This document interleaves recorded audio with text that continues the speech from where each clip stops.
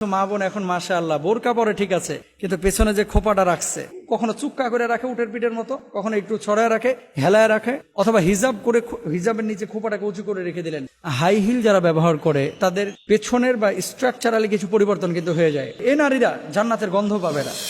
সহিহ মুসলিমের মধ্যে আলোচনা আসছে 2128 নম্বর হাদিসটা আমরা শুনি। আন আবি হুরায়রা রাদিয়াল্লাহু তাআলা আনহু ক্বালা রাসূলুল্লাহ সাল্লাল্লাহু আলাইহি ওয়াসাল্লাম সিনফান মিন আহলিন নারি লাম আরাহুমা কওমুন মাহুম সিয়াতুন কাআজনাবিল বাকরি ইয়াদরিবুনা বিহান নাস ওয়া নিসাউন কাসিয়াতুন আরিয়াতুন মুমিলাতুন মাইলাতুন রুউসুহুন্না কাআসনিমাতিল বুখতিল মাইলা লা ইয়াদখুলনাল জান্নাহ ওয়া লা ইয়াজিদনা রিয়াহাহা ওয়া ইন্না রিয়াহাল লা ইউজাদু মিন মাসিরাতি কাযা ওয়া কাযা। এটা সরাসরি মুসলিমের হাদিস। দেখেন, আবু হুরায়রা রাদিয়াল্লাহু তাআলা আনহু থেকে বর্ণিত, তিনি বলছেন রাসূল আকরাম সাল্লাল্লাহু আলাইহি ওয়াসাল্লাম ইরশাদ করেন, জাহান্নামীদের দুটি দল এমন রয়েছে যাদের আমি দেখি নাই। এরা এমন সম্প্রদায় যাদের নিকট গরুর লেজের মতো চাবুক থাকবে, যাদের তারা লোকদের প্রহার করবে। মানে জালেম কিছু লোক আছে না, যে চাবুক দিয়ে আগে প্রহার করতো মানুষদেরকে। এই চাবুক দিয়ে যারা মানুষকে মারবে, লাঠি দিয়ে যারা মানুষকে মারবে,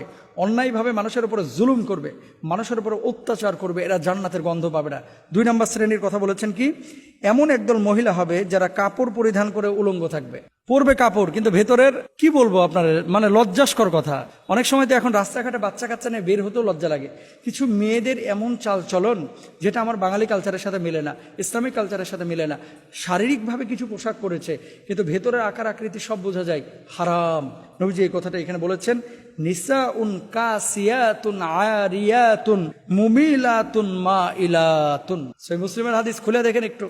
পোশাক পরবে কিন্তু উলঙ্গের মতো দেখা যাবে। এই নারীরা জান্নাতের গন্ধ পাবে না। জান্নাতে যাওয়া তো দূরের কথা, এই নামাজ পড়া ফরজ এটা বুঝেন, পর্দা করা ফরজ এটা বুঝেন না? নারীদের জন্য ফরজ, পুরুষদের জন্য ফরজ। এরপরে কি বলছেন দেখেন, রুউসুহুন্না কাআসনিমাতিল বুখতিল মাইলা। এই নারীরা উলঙ্গ থাকবে, পুরুষদেরকে নিজেদের দিকে আকৃষ্ট করবে, নিজেরাও পুরুষদের প্রতি আকৃষ্ট হবে।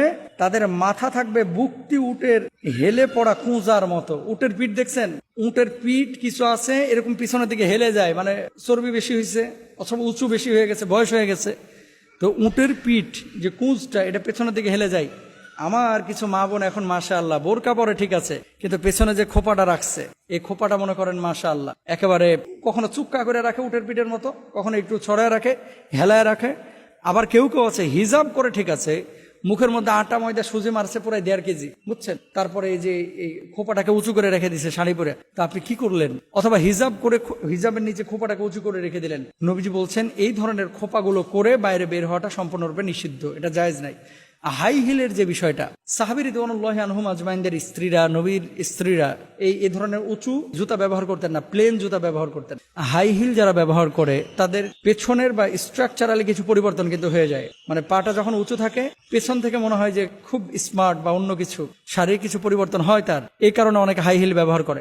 মান তাশাব্বাহা বিকওমিন ফাহুয়া মিনহুম। এই যে হাই হিল ব্যবহার করা, এটা কিন্তু মুসলিম কালচার না, এটা পশ্চিমা বিশ্বের কালচার, মুসলমানদের কালচার এটা না। সুতরাং হাই হিল কোনো নারী আপনারা ব্যবহার করবেন না। ব্রু প্ল্যাগ অনেকে করে, লানাল্লাহুল ওয়াশিমাত ওয়াল মুস্তাওশিমাত, এটা সম্পূর্ণরূপে হারাম ইসলামী শরিয়ায়। কোনো নারী ব্রু প্ল্যাগ করবেন না। হাই হিল পরা, খোপা উঁচু করা, তারপরে ব্রু প্ল্যাগ করা, এগুলো লানত করা হয়েছে হাদিসের ভাষায়।